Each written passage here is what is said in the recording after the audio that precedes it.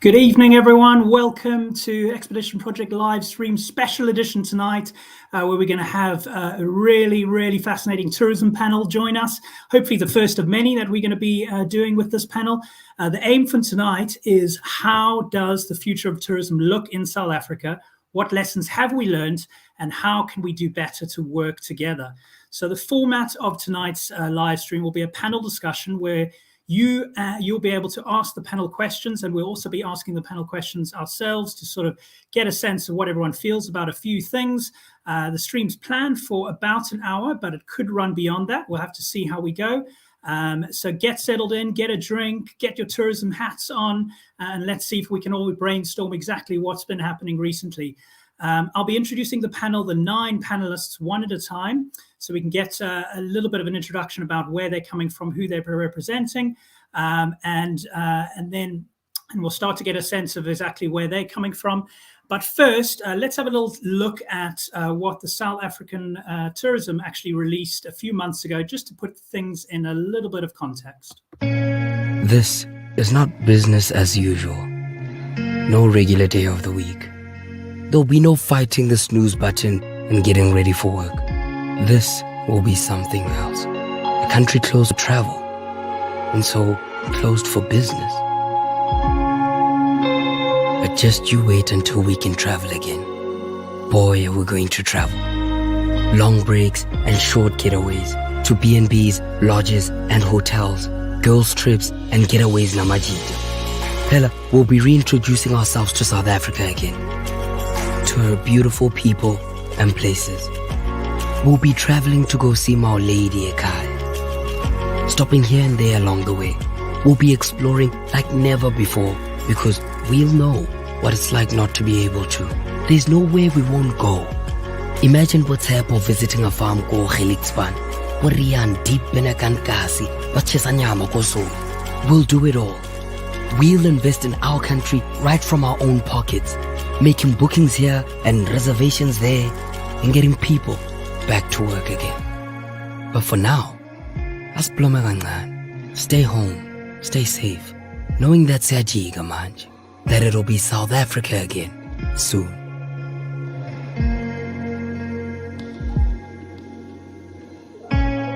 A message from South African tourism.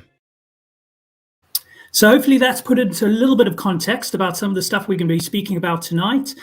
So my name's Roger. I'm the founder of Expedition Project. And for those of you who just joined us, we're going to be joined by 9 different people from all over South Africa. So we can talk a few things tourism. But I want you for now to imagine that we're going to take a little journey around South Africa, starting at Cape Town. And we're going to work up the East Coast all the way around and start to introduce our panel one at a time just to get a bit of a sense of who's going to be joining us. So first up, let's take a little journey from Cape Town and we're heading up the Whale Coast to Hermanus and let's have a look at that.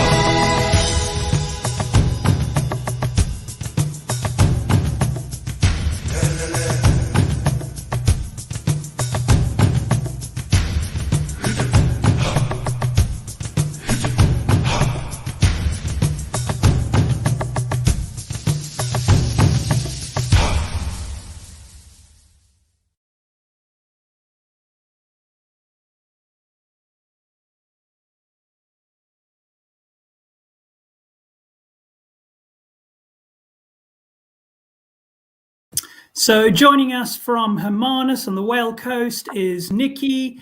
Hello, Nikki. Thank you so much for joining us. Why don't you tell everyone just a little bit about who you are and what you're up to? Good evening, guys. I'm Nikki Curry from Hermanus Tourism Bureau. We fall under Cape Whale Coast, which runs from Kleinmond right through to Gansbaai. Yes, I've been there for about 2 years now, and before Hermanus Tourism Bureau, I was working for Stanford Tourism Bureau. Fantastic. Thanks so much. So we're going to come back to Nikki for some questions in a minute. So let's continue on our little journey up the coast so we can meet the rest of the panel. If we're now moving further up the east coast, we're heading towards the Garden Route area, around to Knysna, Plettenberg Bay, Sedgefield, that area. And let's see if we can join the next panelist and have a little intro to show exactly where they're coming from.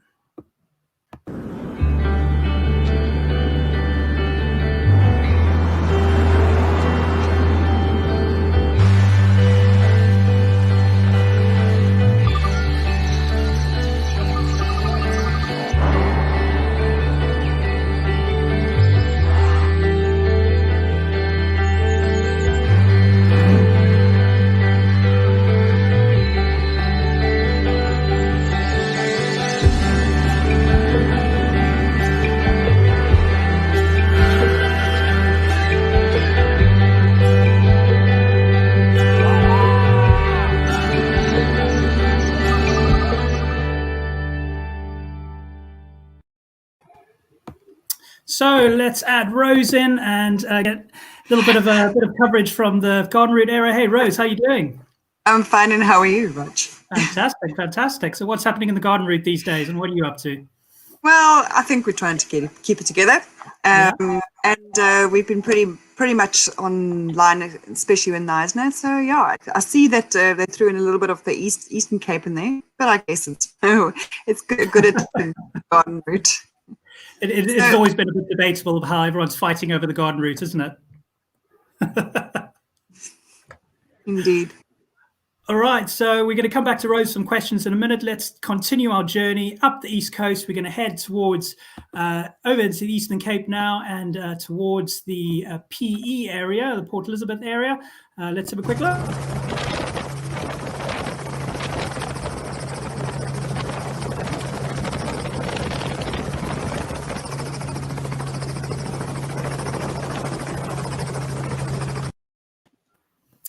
So we're now joined by Aidan, coming from Enza Safaris and Port Elizabeth area. How are you doing, Aidan? You all right? Good. Good evening, everyone. Thanks so much for joining us. So why don't you tell a little bit about yourself and who you're representing and what you're up to? Yeah, sure. So my name is Aidan. I'm the founder of Enza Safari. At Enza Safari, we're based in the Eastern Cape, but we are operational throughout South Africa. And we are providing guest experiences through the conservation management program. We are allowing guests to come in and be a part of conservation programs like rhino dehornings and elephant collarings and the sort of behind the scenes activities that people are not normally able to participate in. So we're trying to fund conservation projects through these sustainable tourism models. Fantastic. Cool. Okay, we're going to come back to you with some questions shortly. Let's continue our journey. We're going to head away from Port Elizabeth and now sort of to the Sunshine Coast and the Kenton-on-Sea area. So let's have a little look about what's happening there.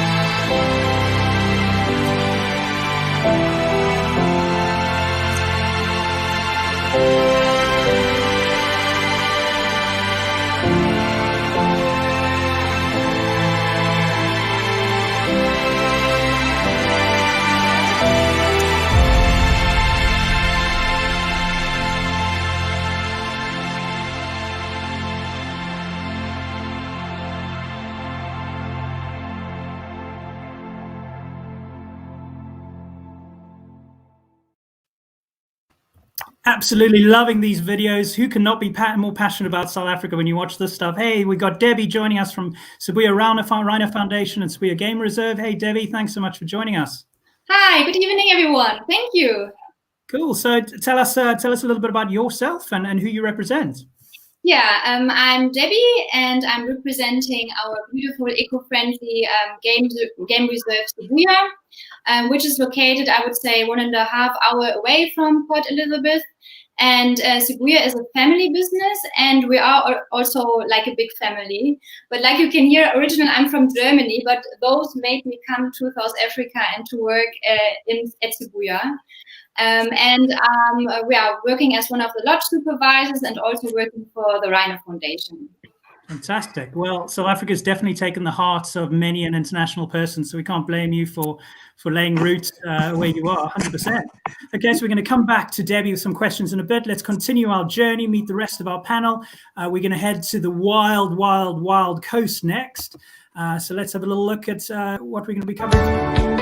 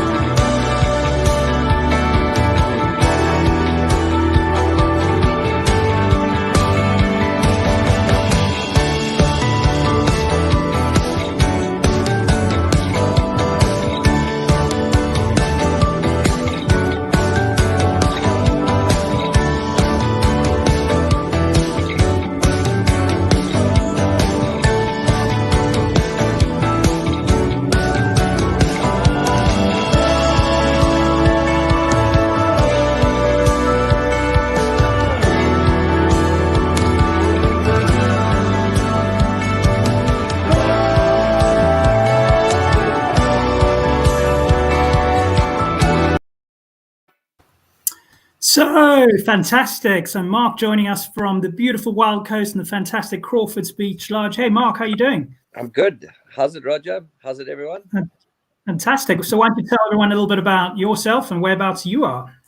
Okay, well, I'm Mark Crawford, one of the owners of Crawfords Beach Lodge. It's also a family business. My family's been in hotels along the Wild Coast since the 60s, so I guess you could say it's in the blood. And we're in Enza East, which is about 30 minutes north of East London. So the southern tip of the Wild Coast, the gateway, basically. Fantastic. Such a beautiful, yet another beautiful part of South Africa. But I mean, to be honest, is there not, is there not a not beautiful part of South Africa? It's so fantastic. Okay, so moving along. Thank you so much, Mark. We're going to come back to you for some questions. So moving now for a long drive, if we imagine going further up the East Coast, and we're heading into KwaZulu-Natal. We're now going to reach over to the KZN, KwaZulu-Natal, and more particular, the Zululand area. And head to a project now. So something a little bit different. So let's have a little look at this.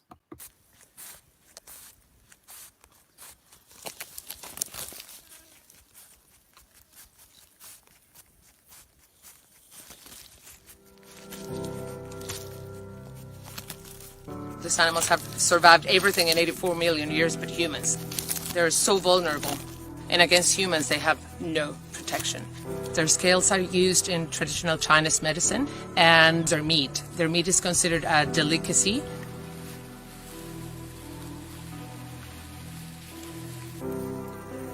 All these animals have been poached. All these animals are rescued. Then they go through a recovery process in the Johannesburg Wildlife Veterinary Hospital. And after that, when they're ready to be released, they are located in different reserves. Luckily now, Zululand is an area that gets pangolins now. Just to reintroduce the species back into Zululand. I don't think we really even know the impact of these species on this area, on Zululand. It's not only that it's the most trafficked mammal in the planet and that it's incredibly unknown. A lot of stuff about their behavior, their reproduction, their cycles, many things that we still don't know. And it also makes it a bit complicated that the resources to be able to track them are not enough. Currently, we are rehabilitating Corona. She's a 2-year-old female pangolin. She's in the soft release process for 3 months. So we walk with her every day in a big 5-game reserve to feed her. No one really has found a way to feed Temminck's round pangolin in captivity. We're waiting for her to go around 6.5 kilos to be safe enough to release her, and she's been doing amazing lately. The impact on the ecology in this area is mind-blowing. So it's a brilliant thing into the whole system, Wanyoni and the whole Zululand, which is really, really groundbreaking. This kind of job, it's a lot of work. Sometimes we're out till 3 a.m. tracking pangolins at the reserve and then walking in the night. It's just incredibly busy and, of course, incredibly expensive as well. We need so much resources. We need armed guards, we need vehicles, we need the tags. And we need the world to know that these animals have been on the planet for 84 million years. They're incredible, mind-blowing creatures that need to be known and need to be protected. But yesterday, we're late already. We really need support. I mean, you see them walking, they're the most incredible, resistant, well-equipped, designed creature. They're just so 4x4, but in front of a human, they have no possibilities. It was a good day today. Amazing. It's going to be one of those things that you remember when you're old and grey and tell your grandkids about. Like, I never ever thought in a million years I would ever have such an experience.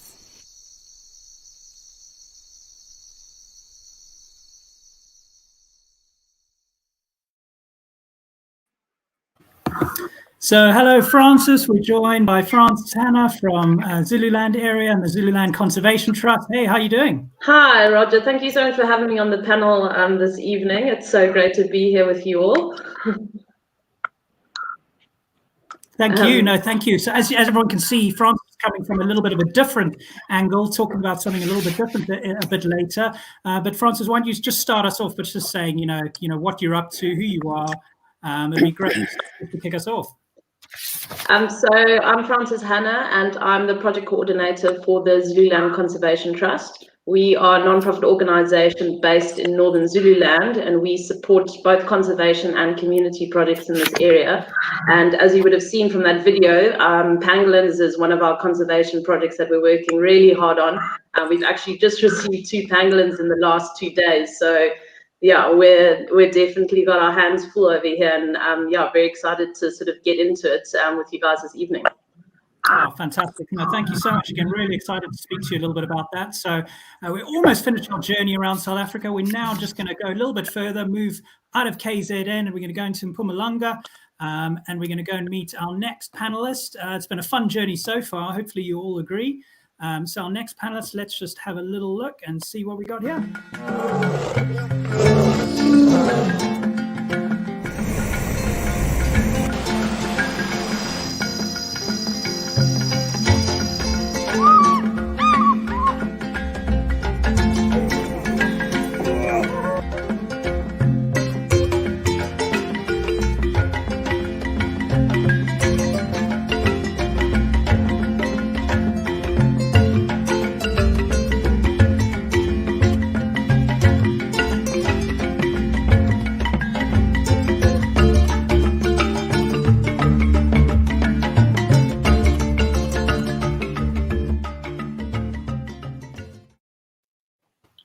So fantastic. We've now got Tom joining us from the Nelspruit area. Hey, Tom, good evening. How are you? Hi, Roger. Yeah, good, thanks. And thanks for including me on this panel. No problem at all. So why, as a little bit of an introduction, why don't you just tell everyone, a little bit about yourself and what you're up to? Okay. I'm Tom Foster from Kruger Lowveld Tourism. We're a private sector non-profit organization pretty much covering the Mpumalanga Lowveld and escarpment, as well as the southern Limpopo Lowveld. And our area actually includes about 50% of the Kruger National Park as well. Our main role is one of destination marketing for the region, trying to get more bums and beds and people on safaris in our area. Fantastic. Thanks so much. Okay, so we're almost done with our little bit of an introduction to our panelists. We're now going to head all the way across to the other side of the country, head over to the Northern Cape, which I've heard is getting a lot of snow this time of the year. Can you believe it? So let's have a little check out of the Northern Cape and see what it looks like over there.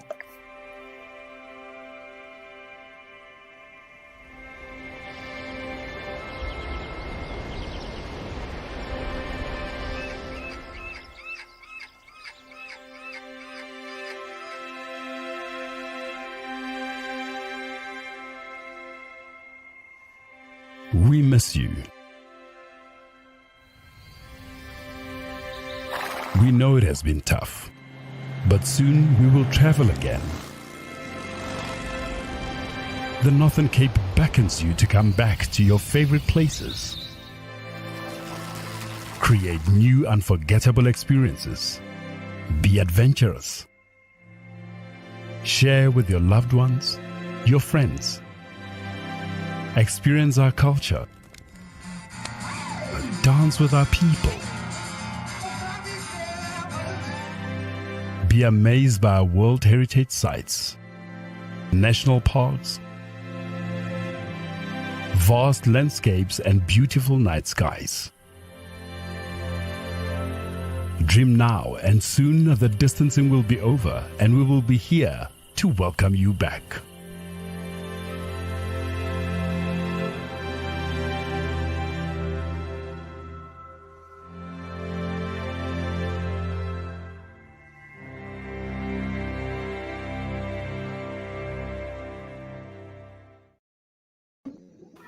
So, hello, joining us representing the whole of the Northern Cape. That's quite a big responsibility for you tonight. Deanna, hello, how are you?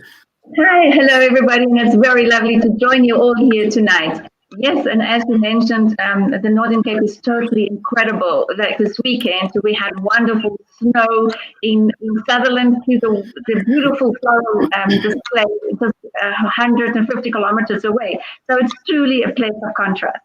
Amazing. Thank you so much. Okay, so we're now just going to introduce our very last panelist joining us from actually all the way over in Canada. Let's just have a little bit of an introduction just to get a sense. It's actually part of the Expedition Project team, so let's just give everyone a bit of context about where we're coming from.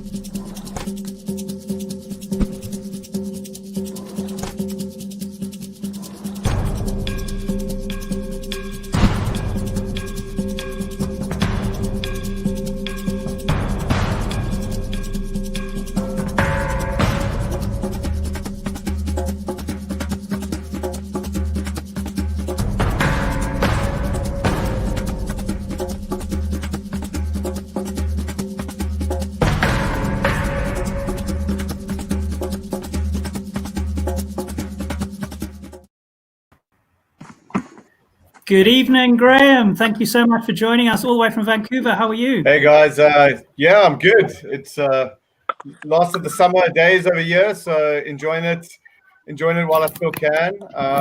Just to give you a little bit of background, my point of view, I started my tourism career about 20 years ago in South Africa. I'm originally from Cape Town, and I moved over to Canada 10 years ago, and I work for a company called Discover Canada Tours. So I'm hoping just to give you guys a little bit of a perspective from an international point of view, how the Canadians have taken this on, and then also add some of my inputs into the South African point of view. Fantastic. No, perfect. Thank you so much for joining. Great to get that bit of a international sort of insight and perspective. So let's kick it off. That's been a nice long introduction to everyone going around South Africa. So looking forward to diving straight into it now. Our first question for the night that we want to raise to the panel, just a reminder to everyone that's watching, you can post any of your questions you like. You can send us anything. We'll try and get to as many of them as possible. But we're going to start off with a few sort of general questions, looking at South Africa in the past, looking at South Africa in the present, and obviously moving forward into the future, more importantly now. So the first question we want to put around to the panel, starting with Nikki and then moving around the panel, is sort of pre-COVID-19, how would you rate tourism in South Africa compared to similar countries? And I'll start with you there, Nikki. Hi, yeah. Sure. You know, we've got it all. And I know it's a slogan for many people, but we really do. Looking at our ocean, our berg, our beach, our bush, I can't think of many other places where you can go to one country and absolutely have it all. It's a package. Yeah. So fantastic. Rose, anything to add on to that? Yeah, I think South Africa is definitely an inexpensive place to travel for most international people. I think there is so much opportunity, so much natural stuff to see. And that's the bonus about South Africa, is that we have space. And also we have things that we can go do, a lot of stuff that can actually be free. And yeah, you just need to delve a little bit deeper. You obviously know my side is more the natural side. I enjoy the nature side. And yeah, so South Africa is really, I find that people who come here, they really enjoy adventure and the basic travel. They are. So what about from a wildlife point of view, Aidan? Do you want to join in on that? Yeah, just from a safari point of view, I think our tourism industry is so varied, and it comes from the sort of the ecosystems and the biomes that we have throughout this country. You know, it's unrivaled throughout the world. If you have to compare any other major safari country like Kenya or Botswana or Zimbabwe or something like that, you know, South Africa has safari locations from the Western Cape, from Cape Town all the way north to Limpopo, Hoedspruit area, where it's such a different experience. So the guest experience is so varied and completely different to any other country. So I think it's just a fantastic, you know, location to visit. I completely think it's very different to anything else you can hope to expect. And how about you, Debbie? I mean, coming from Germany and now obviously basing yourself in South Africa, how would you compare the sort of South African tourism in general, you know, compared to some sort of European countries? Yeah, I mean, I also can't praise South Africa enough. That's definitely true. And I see some flaws, and I think it always can be improved, let's say, the public transportation system that are other countries far ahead of South Africa. But I think in general, the line is very, very great because it offers also a different or a big variety of different budgets. So you can come here backpacking, you also can come here for luxury travel, and once you get here, the transport system, when you come by car, is very good. So the infrastructure is very good and easy, and also kind of safe. And then you have the friendly, beautiful people here. So it's like someone said, it's a big, beautiful package that South Africa offers. And then moving to you, Mark. So obviously, you know, family history sort of around the Crawfords Beach Lodge and the Wild Coast area. Anything that you can add on to that? Yeah, well, obviously like what was just touched on, the warmth and the friendliness of the people. That's always been a feature of our hotels, that outgoingness of the people. But where we live, you can land at an airport and drive 3 hours, and then the authenticity of people still living in mud huts that they lived in hundreds of years ago. So that's not something that you can find in all countries where people are still living like that. And you know, there's a charm there. So like everything, it is the all-in-one package. You can get it all here. Fantastic. So Francis, how about you from the KZN point of view, and generally what you've seen? Yeah, I think definitely touching on what Debbie and Mark was saying, I think it's the South African people that really make it, being based in Northern KZN, when you touch down in Durban, similar to what Mark was saying, 3 hours, whichever direction you go, you've got beautiful, unspoiled beaches, you've got the Drakensberg Mountains, and then you sort of come, Northern Zululand side, and you've got these incredible game reserves that are, not hugely populated. A friend of mine was in HIP the other day, and he had a leopard sighting, just him and the leopard, no other vehicles. I mean, it's incredible what we have to offer on this side of the globe. And I think the people sort of make it so warm and so welcoming, and it's always good vibes. Fantastic. Thank you so much. So, Tom, you're obviously coming from a part of the world that is so popular for Kruger National Park and a lot of international tourists. And sometimes that's the only part of South Africa they'll see, just going straight to Kruger. From your point of view, how would you rate South Africa compared to similar animal-based, safari-based, or those kind of countries? I believe that we certainly have, from a safari point of view, and I did work in Kenya for a while. So from a safari point of view, we've got a far more diverse offering and far more superior. Our quality of accommodation in particular is generally more superior when not, compared to most of the rest of Africa from a safari point of view. And then obviously it's a hell of a lot easier to get to our, say, Kruger Park and those areas compared to, say, trying to get to the Masai Mara from Nairobi. And so we have those advantages, which we must exploit as much as we possibly can. And then, as everybody else has said, awesome people willing to bend over backwards to make sure that you have the best experience of your holiday. That's a fantastic perspective. Thanks so much. So, Deanna, from a Northern Cape perspective, I mean, obviously, such a sparsely populated province that you're based in. What's making it special there, and how would you compare that to other places you visited? Thank you very much. So I just would like to say, first of all, if you look at the volume of people arriving to South Africa versus the volume of international tourists that go to anywhere else in the world. I used to work in the Middle East, and even Dubai, they have more visitors than South Africa has. And everybody around the platform has said how wonderful South Africa is. But something is not right, because why do we still just get 10 million international arrivals to South Africa? So I think it is fundamentally wrong in the packaging.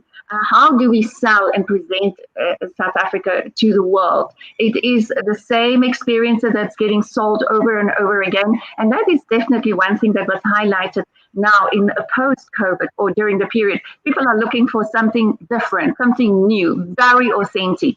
And yes, everybody in South Africa say we have authentic experiences, but how does it really get packaged and sold? Because if we are doing it, and remember, we are a long-haul destination, and it is an expensive destination. And especially last year, with the increases in flights out of the UK to South Africa, it makes it expensive. So people do not want to come and see the same experience again. They will go somewhere else. So we need to look at how are we selling South Africa to the world, because we definitely can have more than 10 million arrivals every year. And of course, the Northern Cape the same. Nobody considers the Northern Cape as a destination or as an add-on. But yet, whenever we have people, they stay here for 21 days. It's the longest anywhere in South Africa. So there is something right here, but it is just, again, to get past that very Cape Town, Gradenried, Mpumalanga. It is gone, finished. We must move on. Thank you. That's absolutely such good points. No, thank you so much. And those stats as well. That's actually fascinating. And I think that leads us into where we're going, and going to continue the conversation. But before we get to that, from an international perspective, Graham, what does a Canadian or a North American, what do they feel about South Africa and South Africans at the moment? So I think just to echo what Debbie said, the affordable and diversity of South Africa, it really appeals to North Americans in general. But on to Deanna's point is that the long haul flights is a big problem, and it's one of those things that deters a lot of people from going to South Africa and Africa in general. Is the long haul flights. Once you can get away from that perspective and show them what you do have in South Africa, it's a repeat customer. You'll get people going back and back and back all the time. I mean, honestly, I want to keep this really positive, and one of the biggest issues here is we still hear a lot of bad press regarding South Africa, and that's one of the biggest hiccups that you struggle with internationally. You can only do so much on the ground and promote it that much, you know. It's getting around lots of hurdles. Perfect. No, thanks so much. So before we move on to kind of the future side of things, let's just quickly touch on what's happened in the last couple of months. So I'd love to get the views from the panel and literally just a yes or no answer when we move on to the next question. So the next question we're gonna raise is: has something like COVID-19 opened up some holes in the economy that need addressing? So in a country that is so reliant on tourism, and other things have so many knock-on effects with the tourism, let's just sort of have a quick yes or no thing moving around the panel. Nikki, what do you say, yes or no? Rose? Yes. Yes, absolutely. Aidan? Yes, definitely. Debbie? Yes. Mark? Yes, definitely. Francis? Yeah. Tom? Yes. Deanna? Fantastic. And Graham, what do you think? Yes, well, it's opened up the diversity here and the issues we're having as well. So yes, all around. So I mean, it's so fascinating. So that's going to really lead us into the main crux of our conversation tonight. And as we get to that, we want to move on to the next question, which: has there been any benefit, long-term and short-term, for what's actually happened? I mean, we've been talking so many negatives. So what about some positives? Why don't we start with Deanna now? Have you seen any sort of positives that have come out of this all? Definitely what we are seeing here is that people need to be compliant, and understand exactly where we are selling. And saying that you need to be compliant to be part of the big picture. You need to have collaborations. You need to belong to the organizations such as SAPSA, etc., etc. Alone, you cannot make it. And this is exactly what was coming out. People learned the hard way. If you are not compliant, you're not getting considered for the aid packages that we see. So that is a very good thing, because we were fighting for a long time to get people compliant and be part of partnerships and collaborations. So that is really a definite important thing that came about during the last closing that we moving forward. I'm so glad you brought up that partnerships and collaborations, because that is something that we want to touch on tonight. And I think that's so important when, you know, in a time like this where it's clear that we're going to have to work together. Tom, anything jumping out at you from a sort of a long-term, short-term positives that have come out from all of this? In my opinion, nothing yet. I think that certainly the compliance and hopefully the new normal on that side. But I think that we need a hell of a lot more cooperation between private sector and tourism and public sector government, who on how these things must work together, how we must all work together. Government's kind of decreeing things, and private sector's trying to get on with their business. And together we've got to start talking almost on a daily basis until we have a proper business model where everybody can work together. So let's think about conservation for a little minute now. So Francis, Aidan, and Debbie, from your point of view, starting with Francis, has there been any benefits to conservation at the moment? I think it's been really interesting in that, you know, people are suddenly opening their eyes to what's like right around them. You know, because we suddenly can't go anywhere, you know, borders are closed. Suddenly people are looking around and being like, flip, well, we're going to have to plan our holiday here in our own country. what's available. And I think, from a conservation point of view, nothing stopped for us. We couldn't sort of just close our doors and say, okay, no, we've got no funding. We can't pay the anti-poaching units anymore. Even though the gates were closed and, no tourists could come into game reserves. And so, what formed the basis of, a game reserves budget was gone. That's where sort of an organization like mine stepped in, where we were having to sort of, really carry places that relied on tourism so much more than what we usually did. And so I think, the financial burden was really big, but then also the buy-in from South Africans has been amazing. We're getting a lot of South Africans, now that we're suddenly open, coming into reserves, wanting to support, really interested in the conservation projects that we have going on.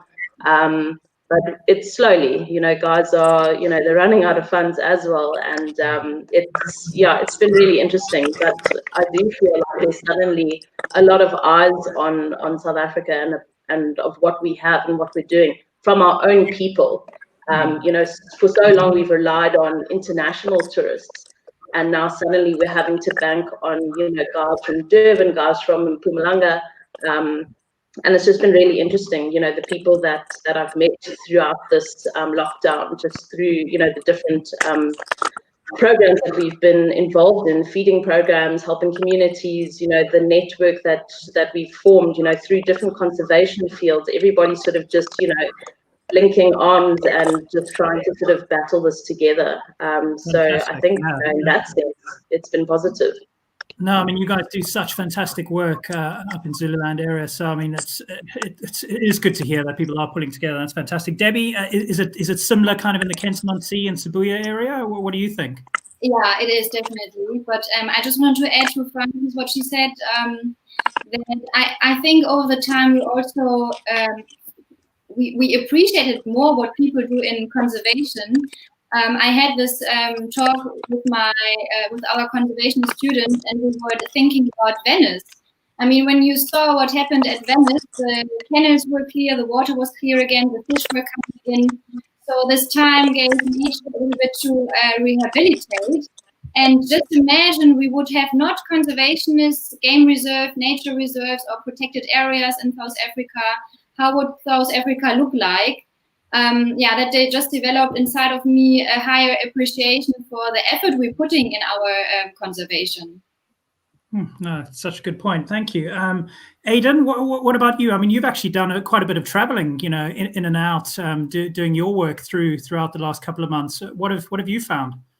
Yeah, just speaking from a conservation, maybe an organizational point of view, I think this whole, worldwide lockdown has sort of put everyone in a corner and sort of forced conservation organizations into a corner that they need to get creative in ways of, creating funds. And we know that the work doesn't stop, and anti-poaching still needs to be funded, and, rhinos still need to be dehorned, and animals still need to be looked after. And so through this whole period, people have had to get creative, from the reserve management to conservation teams to tour operators to safari teams, that I think it's, in one way, it's been a very enlightening point of view, that people have sort of got creative in the way that they can sell new different products and sell tourism in different aspects that, possibly people can get more involved within conservation.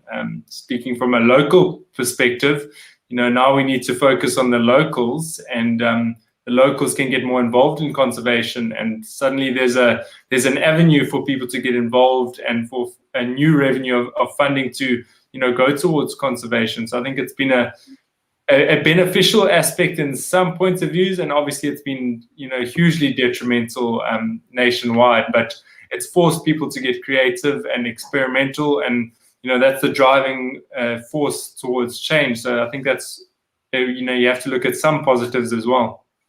That's fantastic. Thanks so much. So I want to lead into something now. I'm gonna pick your brain now, Rose. So you guys have in the sort of garden route area have done an amazing job recently, pulling off something which I think is very special and really heading down a very innovative and possibly quite a sustainable line, so to speak, in a way. But I'd love to hear you tell us a little bit about what you've been up to, especially in the July point of view, if you know what I'm talking about. Yes.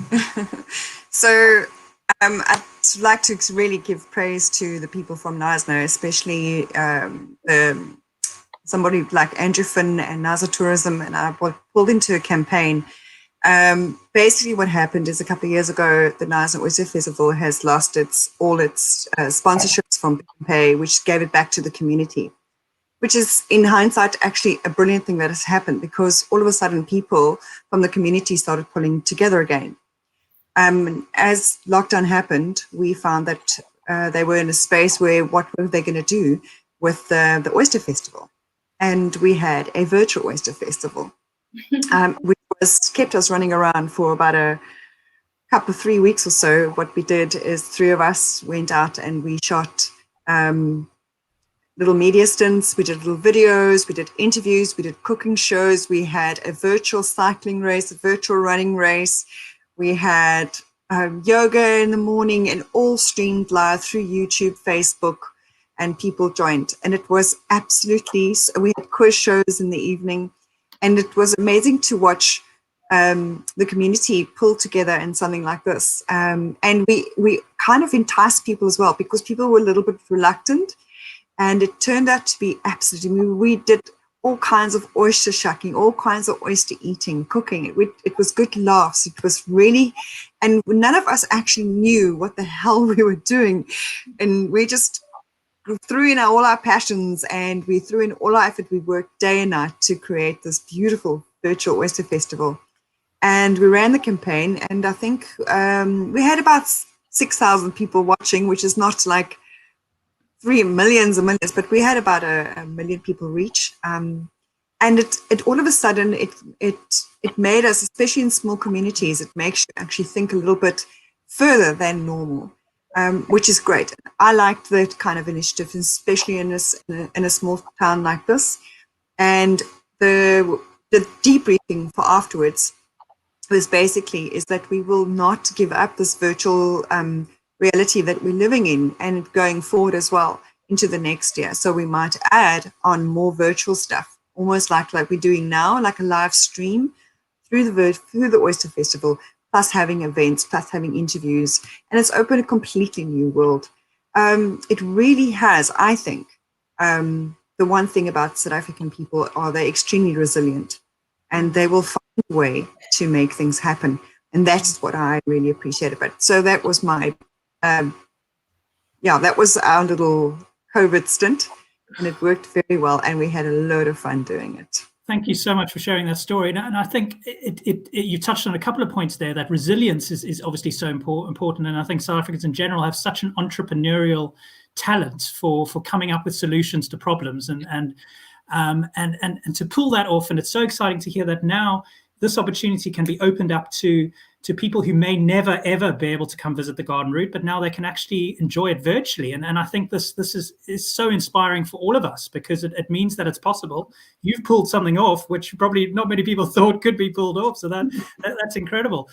So let's move on to Nikki now. So from a Hermanus point of view, obviously you guys are have a big sort of whale festival sort of following. Is that something that that you might head down that route in the future as well? You just need to take yourself off mute as well. Right. Okay. So yes, of course, we're sitting with the events calendar of about between 59 and 69 annual events a year in the Overberg, and of course most of them has been cancelled. And when it comes to the Whale Festival next year, definitely we'll look at it again. The positives that came out of this, I must say, I just made a few notes here, is things like our feeding programs that we did and upliftment programs. As you well know, we are a UNESCO City of Gastronomy. So we've got such a status to uphold. And throughout COVID, it's made it very, very difficult, because we have to have a certain amount of events. So yeah, we really had to get innovative, which is fantastic. However, yeah, I would like to be positive all the time, but I can't. It's difficult. It has been difficult. Hermanus and Overstrand, of course, solely survives on tourism. There's not many other businesses that can bring in money for us. So this is hard. We've got all our restaurants that had to close down, a lot that had to close down, a lot that had to retrench people. Those people are now sitting. We're not a big city. We can't send them out and to go work other places. They are right there. So we have to get innovative now with new upliftment projects and whatnot, which we've been starting to do. So yeah, I'm sorry, I'm not sounding very positive. It's been a ride, I think, for all of us, but it's been difficult. There has been good stuff coming out of it though, but at this point, I would want to see more. I think that leads us in. We've got a question that's just come in now from Jacques. He says, do you think it's important for the tourism industry members to embrace tech and the use of automation moving forward? So obviously with everything that's happened now, the story we've now heard from Rose and Nikki's point of view there, as well as all the other little bits we've heard, what does the panel think generally about tech? Is that something that we're all going to have to kind of embrace? Do we start with you, Mark? Yeah, Roger. Well, we have thought about it and how to incorporate it, and even with the Zoom meetings, because we do a lot of corporate stuff here.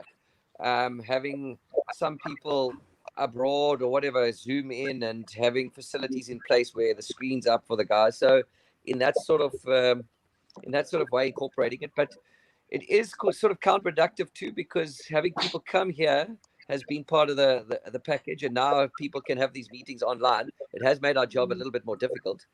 So we are going to have to get creative in terms of selling why it's still better to have these meetings in person and what can be achieved face to face rather than online. I know we raised money during this lockdown with virtual concerts where we had musicians from Cape Town and even Los Angeles stuff perform, and we streamed it through our show, and we raised money for the staff that way. So we have used it in our advantage as well.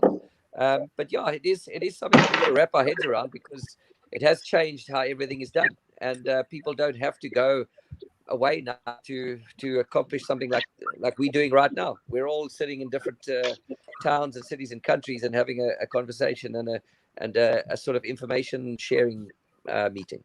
So, thanks so much. Does anyone want to add anything onto that from Jacques' question?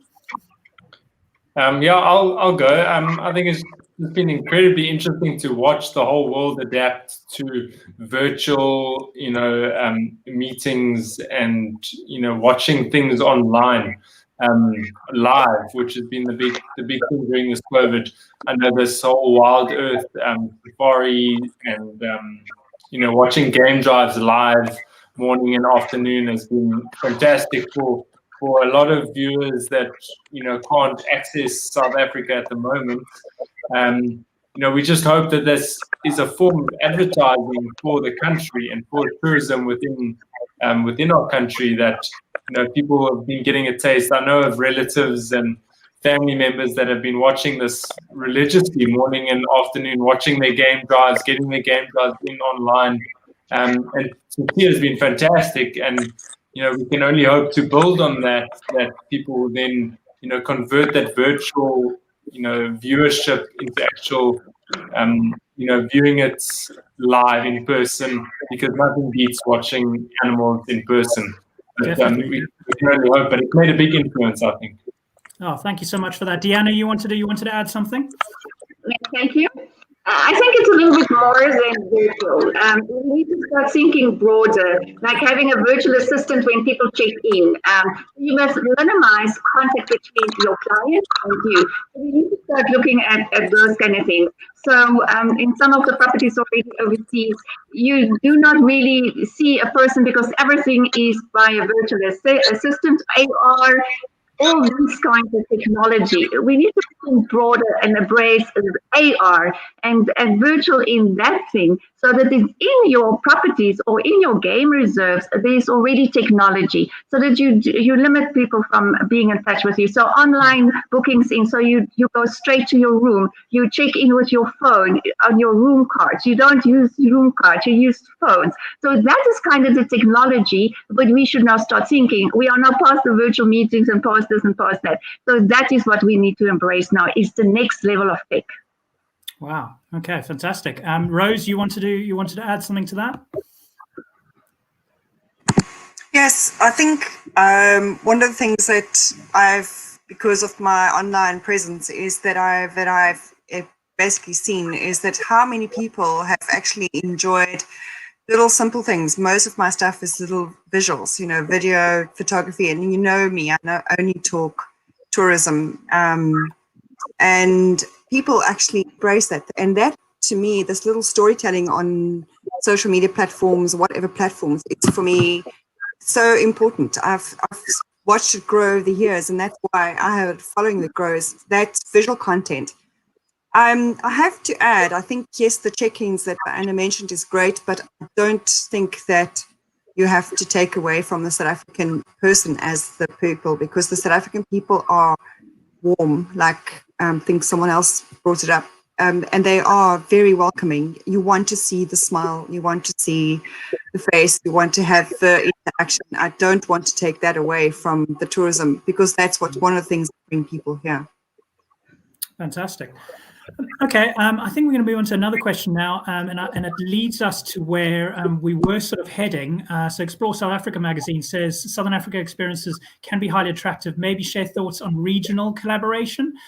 So obviously one of the things we'd like to start seeing is where people are connecting a little bit more within the tourism industry themselves, and maybe sharing a bit of collaboration that way. Has anyone on the panel had any thoughts about how you can start to collaborate with each other, either regional or across boundaries of the provincial boundaries? Deanna, yeah? Thank you. Yes, so that is definitely one thing that came around from the international meetings and webinars that we've attended through the past years. That people definitely looking for reimagine. We have to start reimagine and repackage our experiences into not really now the safe bubbles, but yes, that was very important to look at these safe bubble areas, but definitely to start reimagining those experiences. I've mentioned in the beginning of this old things that's been solved for the last 100 years for South Africa, because my grandparents used to come and they did Cape Town, Garden Route, the Kruger. So that is it. We need that creativity back in and start pulling in the smaller businesses into the experience, because that is, like you all said, that is where those very warm, welcoming experiences are sitting in South Africa, with the smaller towns, the small villages, the towns, the plain dorpies. That is where the experience is sitting, those authentic experiences. And the packaging should start creating around those, so that when we present to the world again outside, all of these unique things are packaged, and to start collaborate across our provincial borders or whatever. So to really start looking at that. Thank you so much. That's fantastic. Yeah, Rose, go on. Sorry, I have a lot to say. Yes, I think collaborations are a great initiative, and that's where the niche market comes in. I think things like your expedition projects, things like self-drive, adventure stuff, things like volunteer stuff. I think that for me, my experiences from marketing overseas is that the self-drive niche market needs a little bit more attention. And I think if people start doing that and creating a route like the Route 62 in the Karoo, I know it's been done, but it's absolutely, it's great for people doing a road trip. So road tripping is another niche market, and that, I think, if you start just focusing on niche market kind of thing, then you will definitely start crossing borders. And Northern Cape has got long stretches. I've driven those roads in between the towns. They are long stretches, and you definitely have to market the Northern Cape well when it comes to self-drive. Awesome. Thank you so much. Looks like we've lost Mark along the way there, probably signal issues. I want to divert this a little bit into conservation again for a minute now. So maybe we can bring you in, Debbie.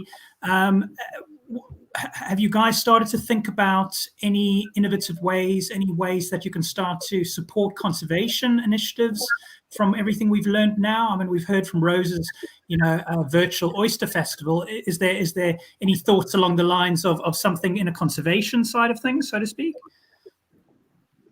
Yeah, we had some ideas coming up also in the virtual way, but I think someone mentioned that already.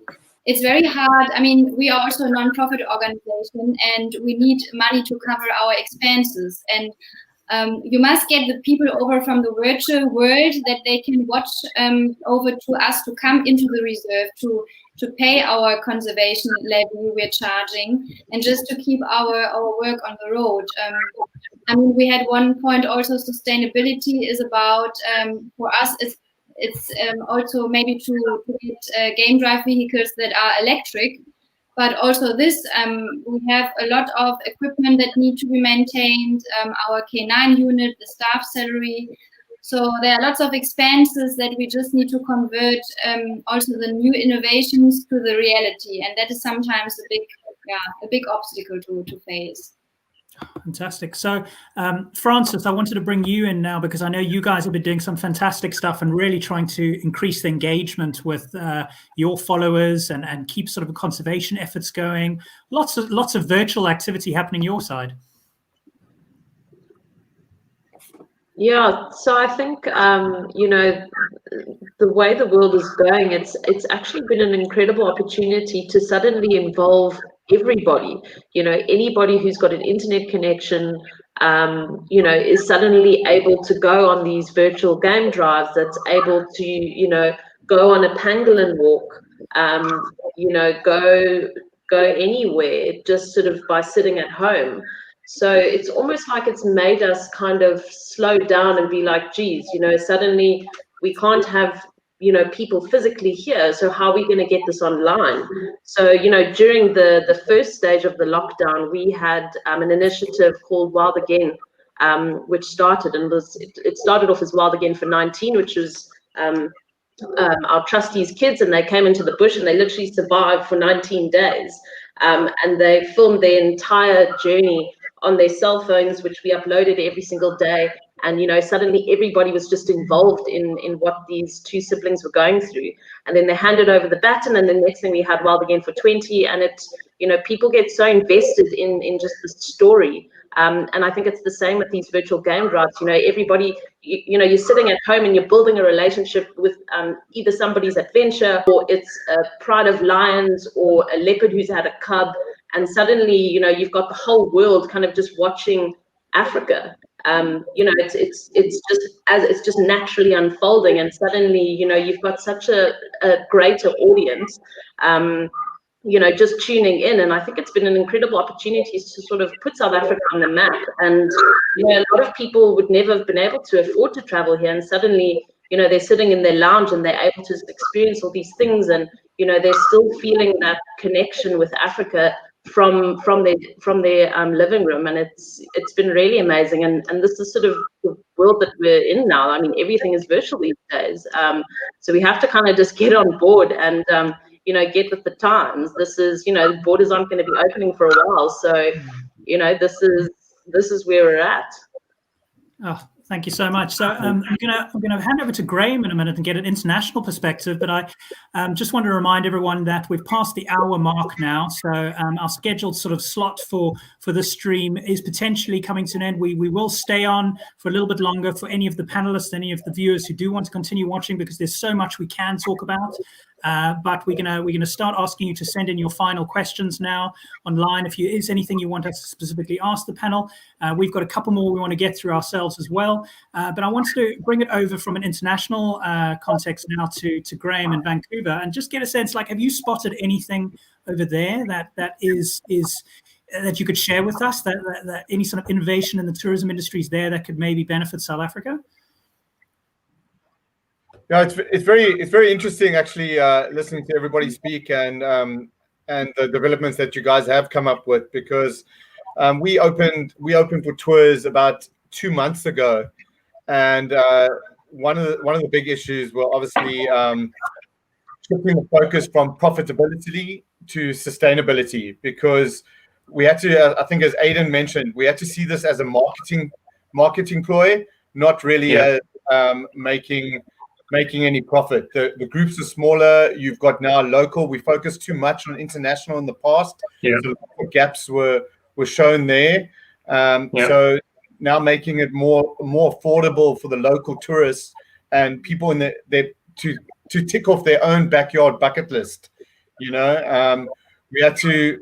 We changed the group sizes from where we were 50 plus on a bus. We are now maximum 25.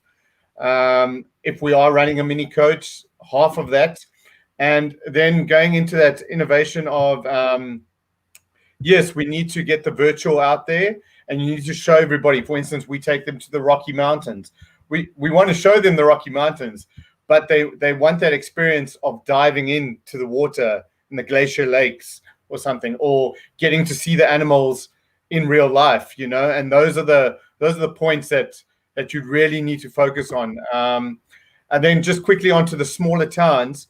One of the positives to come out here from a Canadian point of view is the focus on the smaller towns and highlighting that these towns are out there. They've also got their own little tourism sector, and where you think the bigger cities are struggling, they are struggling even more.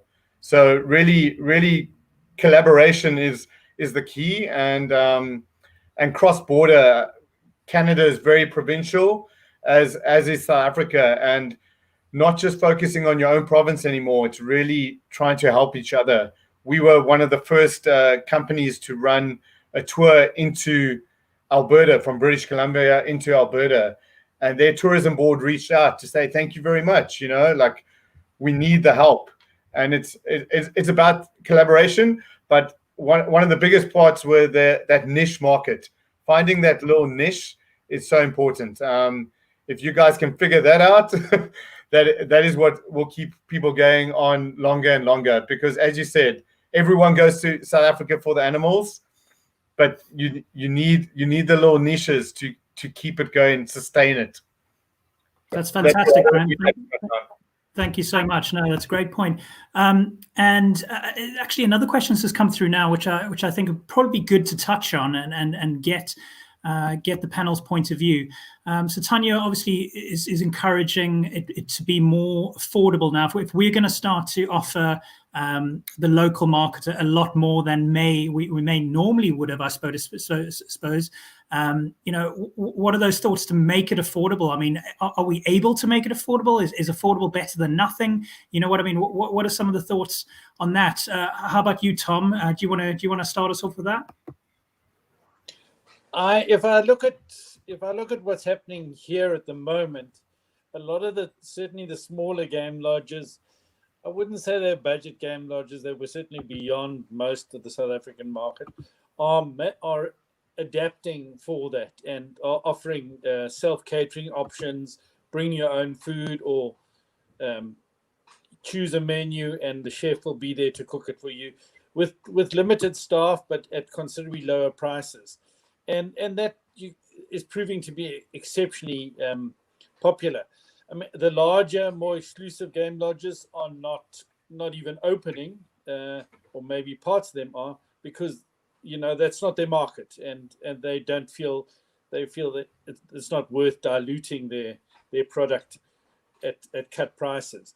But there's certainly a lot of innovation amongst the smaller ones, and something which we're seeing a lot of growth in this area are self-catering options. So instead of building a game lodge, somebody's building a house that, say, sleeps 8 people, and you'll get a guide and a chef and a housekeeper, and you'll be there for that for how many days you want to, and get your safaris and everything else you would in a normal game lodge with the same wildlife experience, but you pretty much all know each other and you're sharing the same dining area and so on and so forth. That's fantastic. No, thanks so much.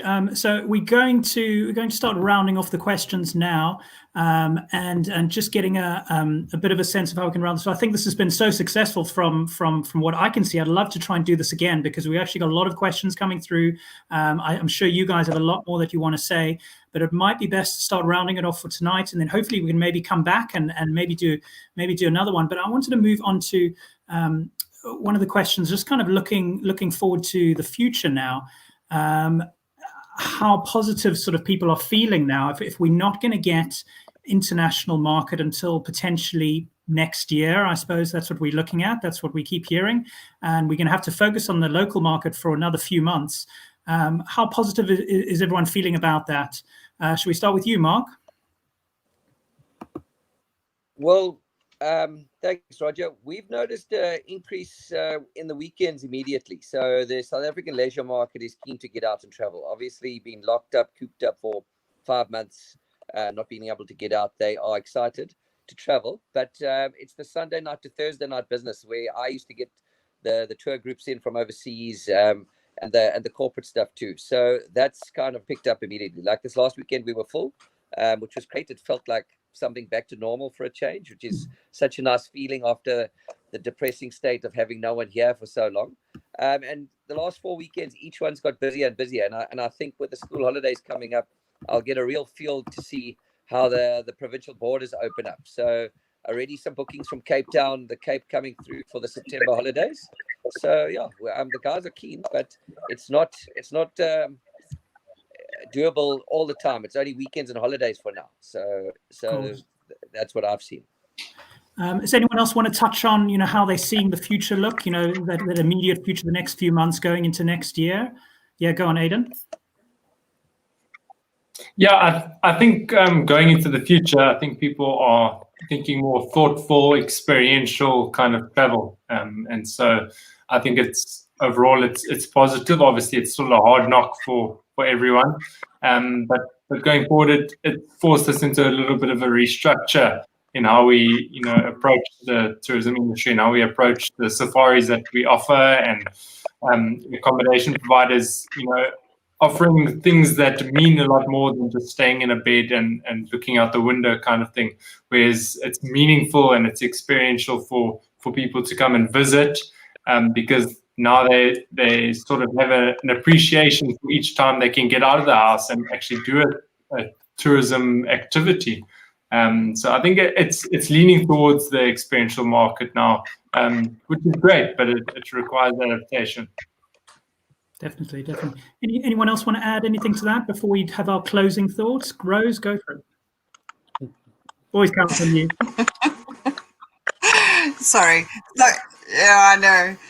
I think, I actually just wanted to add a chirp and say, as long as you don't take our wine and our cold beers away in a bride, will be cool. It's such a good point. It's such a contentious issue. For anyone watching internationally, we've had a bit of a alcohol ban for a while, so it has been tough time.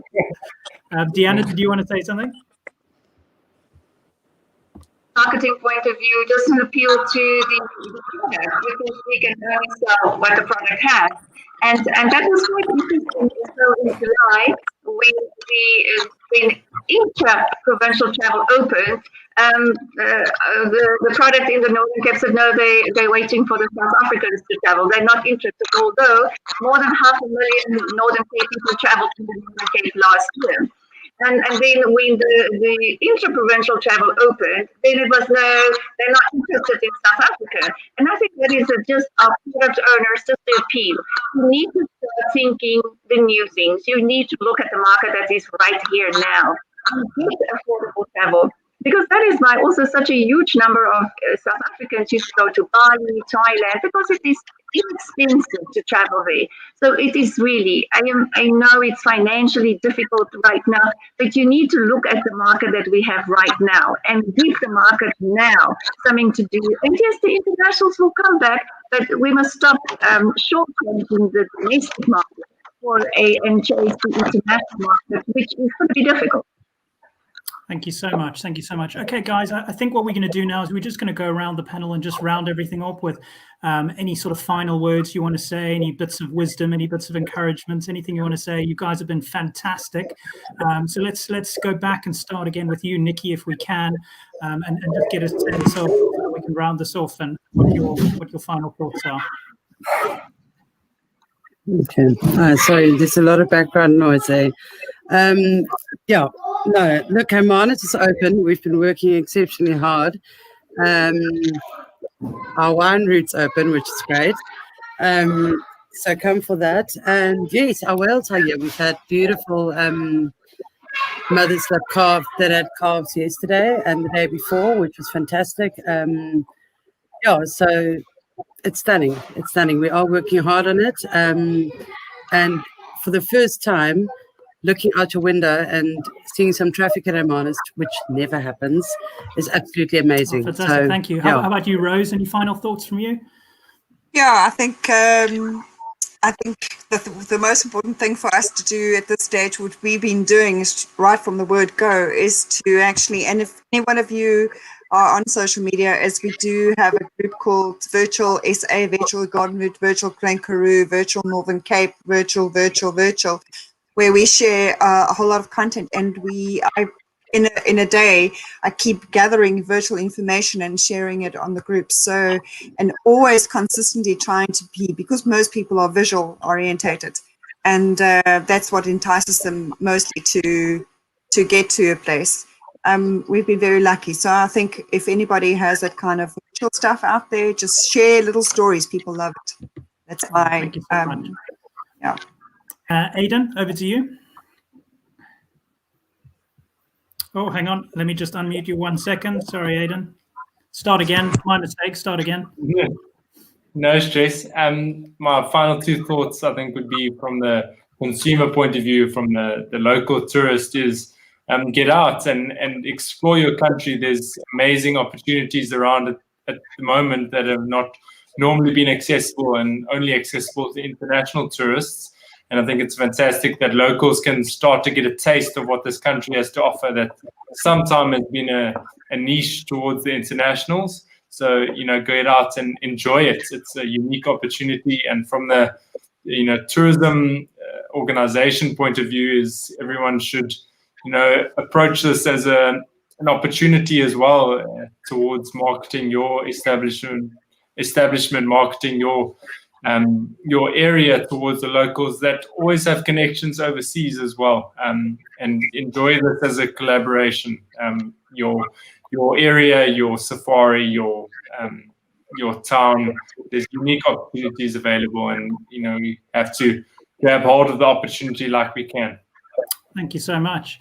Over to you, Debbie. What final thoughts have you got for us?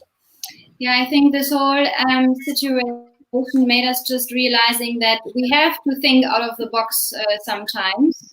And what we also learned is South Africans always stick together, and that we just have to adapt to changes, to be innovative, and then to find a way. And especially now with our local markets, it makes it possible for the locals to come to, let's say, our reserve, to just see our wildlife, and we're also enjoying that very much, even if we just got the first booking in for international in October 21. So it's still a long time to go, but we're looking positive to the future, because we know why we're doing it forward. Thank you so much. Thank you so much. Francis, any final words from you? Yeah, I guess, KZN is open. We're open, lodges are open, game reserves are open. It's such a beautiful area where I am in Northern Zululand, Manyoni Game Reserve, Mkanda Game Reserve. These are all big 5 game reserves that are so affordable for South Africans to come and visit. We've got Mkuzi, we've got Shishuli and Flozi that you can do day visits to. There's so much happening in our corner of South Africa. And we want South Africans here. We want you guys back. And, we all need to, as South Africans, as citizens, as foreign people living in this country, we need to support small businesses. We need to raise each other up. We need to, really just be there for each other. It's been a hectic couple of months. So much has been closed. there's been so much that we've not had access to. Some things we missed more than others, but this is our time to shine. This is our time to sort of unite as South Africans and really just support the businesses that are out there. Go to that local shop, buy those South African items, support small businesses, and just really show your country that you are with them and we're standing in this together. I love that. So positive, so positive. Okay, over to you, Tom. Any final words from you? Yeah, I think that due to our history, there's a very much a preconceived idea of the demographic of the tourist. And we must forget about that. There's a large proportion of our country of people who want to travel, are very keen to travel. We found, particularly over the last few weeks, very adventurous crowd, hiking, bungee jumping, all sorts of things who you would never believe would want to do that. And now that's the market that we must target right now. Fantastic, fantastic. Right, Deanna, let's hear from you. I know you're going to have something from the Northern Cape, so please share us your final thoughts. And just to all the tourism partners out there, just keep innovating, keep supporting each other. And to the travelers, go out, explore your neighborhoods, explore the small villages and towns, and go across the provinces, go for micro travels to the next door neighbors. And as a destination marketing organization, we will keep South Africa top of mind for the international. So when they come back, so we will keep on selling the Northern Cape and South Africa. Thank you so much. That's fantastic. Mark, any final thoughts from the Wild Coast? Yeah, it's been encouraging seeing how many people are willing to help. So we've started collaborating with other businesses, local businesses that are not necessarily tourism businesses, but other guys that can help, like wellness, fitness, all those sort of things. So we're trying to bring as many people together as possible and sort of like get through this together. So yeah, I appreciate what everyone said. Yeah, and I've found so many positives here. Thanks, guys. No, thank you so much. So Graham, you've got the honor of having the final thought all the way from Canada. What do you think? Oh, hang on. There we go. Okay, first to all the viewers, I really implore everyone to go out and create your own little backyard bucket list and start ticking those items off now while you can, because since you guys have restarted and opened up, believe me, you'll be influxed with tourists, local tourists. They come in waves. It's unbelievable. It might start off slow, but you'll be amazed at the amount of people that start coming to the smaller businesses. And yeah, for the viewers again, locals lekker, so keep it that way. Thanks. Fantastic. Thank you so much. Thank you so much. Thank you to everyone on the panel. So Nikki, Rose, Aidan, Debbie, Francis, Tom, Deanna, Mark and Graham from all over South Africa. Thank you so much, everyone. You guys have been absolutely amazing. Let's try and do this again. I think there's definitely a route to do this again. So everyone watching, if you're watching this on replay, you can still make your comments. Even if you're watching this on replay, you can still reply to it after that. But thank you so much. Keep an eye out for future live streams. Keep positive, keep inspired, and we'll see you next time. Thank you, everyone, so much. We'll see you soon.